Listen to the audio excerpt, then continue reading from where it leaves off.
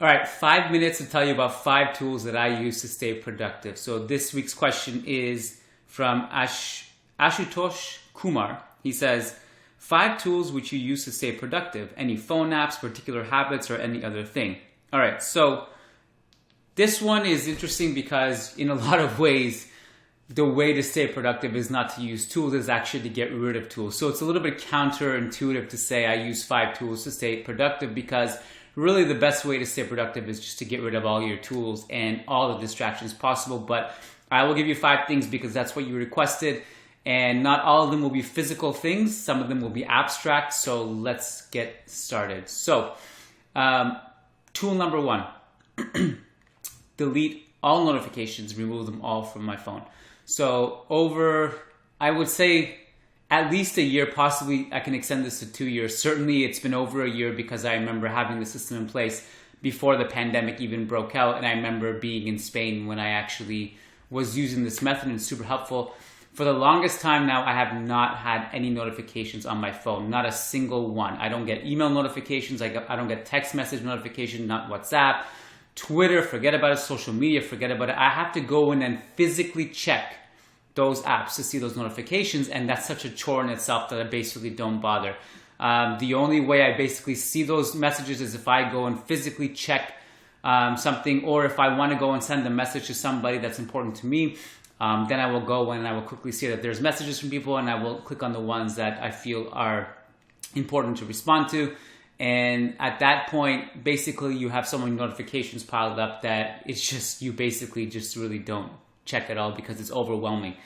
And, some people will say, well, what if there's an emergency? Well, if there's an emergency and a loved one or the police need to call me, they will call me. They probably are not WhatsApping me or hitting me up in my Instagram DM. So notifications off.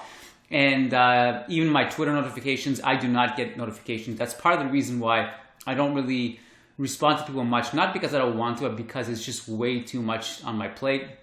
And I don't even get notifications if I log into the desktop app unless it's by somebody who's verified. So again, I make it basically impossible to reach me unless you're a patron or a client, because those are the ones I prioritize. So tool number 2, I brought you a physical object, and that is a basketball. So I feel like this is like show and tell or something, like, hey, everybody look at my basketball.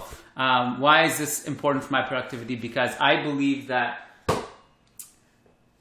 getting work done is not just about sitting at your computer for 8 hours, 12 hours, 16 hours, whatever. That's actually not a good way to stay productive, because if you do that the wrong way, many of those hours are just going to be you staring at the screen or scrolling at websites you shouldn't be scrolling during that time.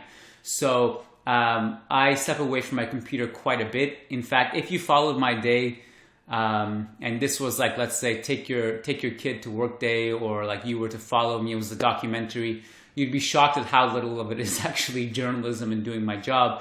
A lot of it is just doing things that are fun, because that unlocks the creative process for me, and it puts me in the right mind frame to write, to create content, video, podcast, whatever. And basketball is a huge part of that. So anytime I'm feeling unmotivated to do anything, I go shoot some hoops because that's fun for me. For you, it could be something else. I don't know. But there's basketball courts all around me. So I take my ball, I'll go shoot around. There's other people there, I'll play pickup. It's also a bit of a social thing. And then I'll come back and I'll do some work. And so basketball and exercise is something I do really a lot every day.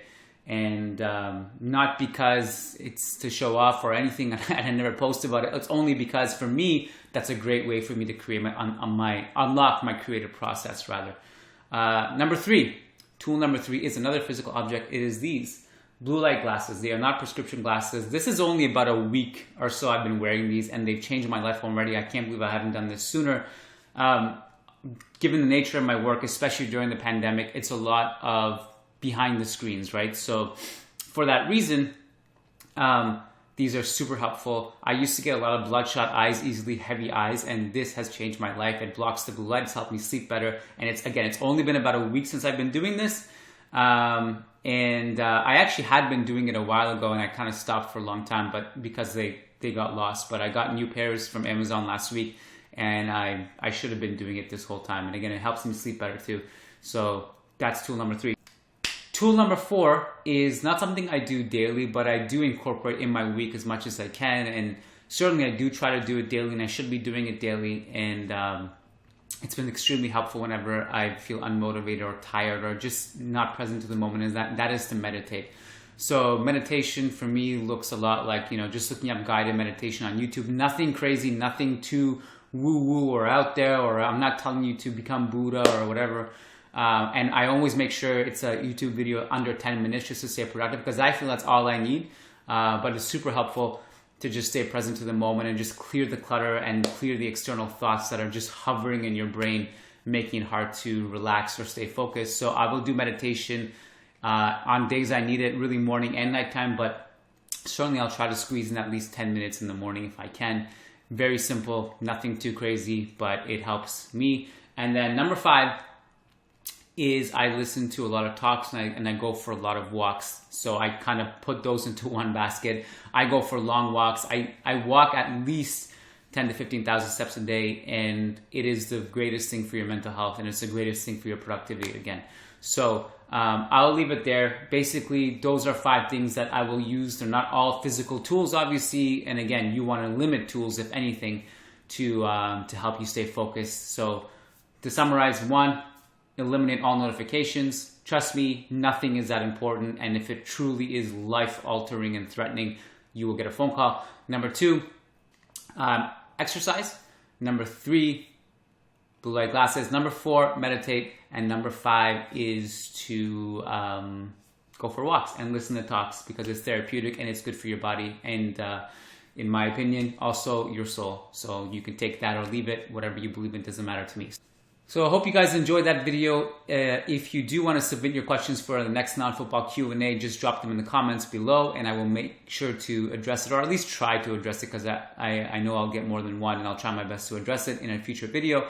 And also, if you want to work one-on-one with me, you can feel free to email me, keon@keonsobani.com. I will also leave a link in the description where you can fill out a consultation form, and I will reach out to you via a video call, and we'll see if it's a good fit. Thank you guys so much for watching, and subscribe. Do that, and we'll catch you next time.